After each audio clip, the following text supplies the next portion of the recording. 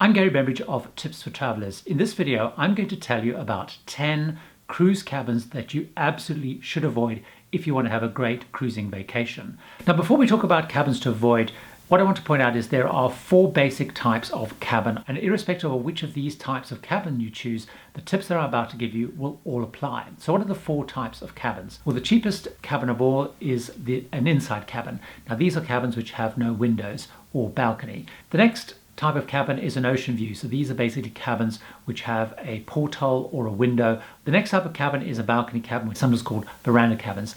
These are the most popular cabins of all on board cruise ships, and modern cruise ships try and have as many balcony cabins as they possibly can.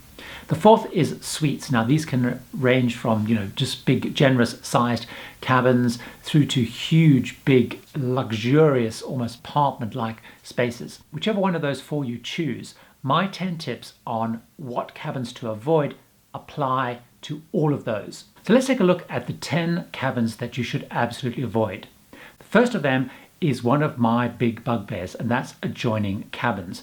Many cruise ships will have cabins with interconnecting doors, which of course allows families or friends to be able to move between cabins fairly easily. If you're traveling by yourself, just 2 of you, in adjoining cabins can be a nightmare. There can be a lot of noise, you can hear people talking, you can hear phones ringing, televisions, and it can really put a real dampener on your cruise vacations. On the deck plans, it will actually identify and tell you which are the cabins with adjoining doors.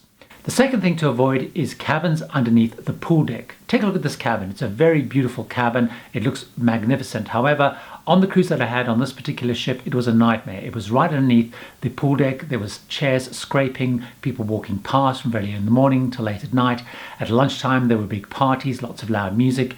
And because you're in the Caribbean, late at night, there would often be parties and dancing on deck, which kept me awake till all hours of the morning. So avoid cabins underneath the pool deck.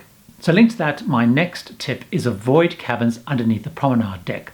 Many cruise ships have a deck which goes right around the ship, so people like to walk out there, people go jogging. So for example, in this particular cabin, again, it was a nightmare because it was underneath the promenade deck. Early in the morning, there'd be thump, thump, thump of people going running.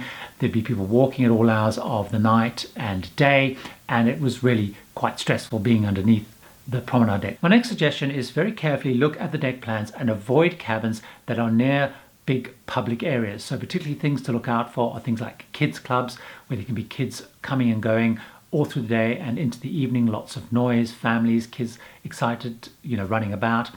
Next to the theatre or big auditoriums where events are held both during the day and at night, because there'll be lots of people coming and going. Also, those can be where the excursion groups meet and are then sent off, so there'll be a lot of talk and noise of people coming and going from those various venues. Another very important thing to avoid is late night and loud venues. So take a look at where the nightclubs are, where the party venues are, and really avoid cabins above or below those, because you will have vibration, noise, that bass sound pounding away till the early hours of the morning. So make sure you avoid nightclubs and discos. The next one is a very important one. Take a look on the deck plans and stay away from the laundry, because either side of the laundry there'll be a lot of noise from the machines.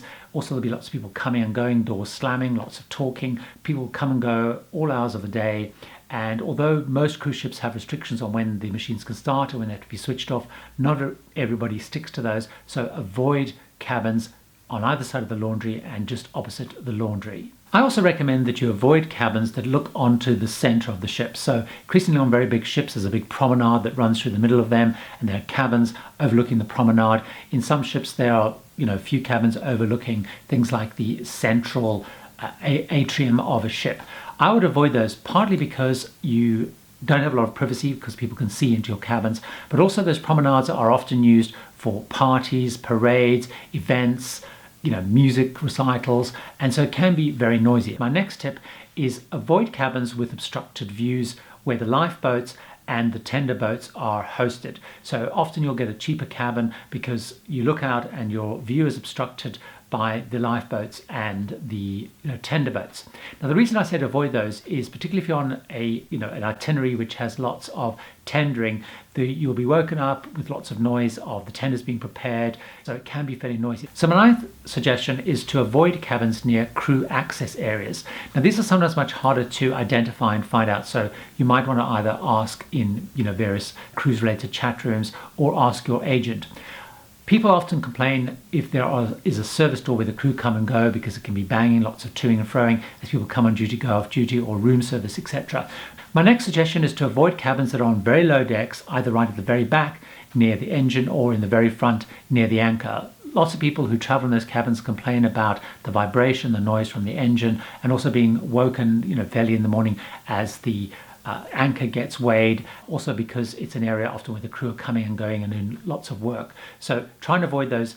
Well, hopefully you found that helpful and it's given you some guidance as you look at booking a fantastic cruise and the right cabin for you.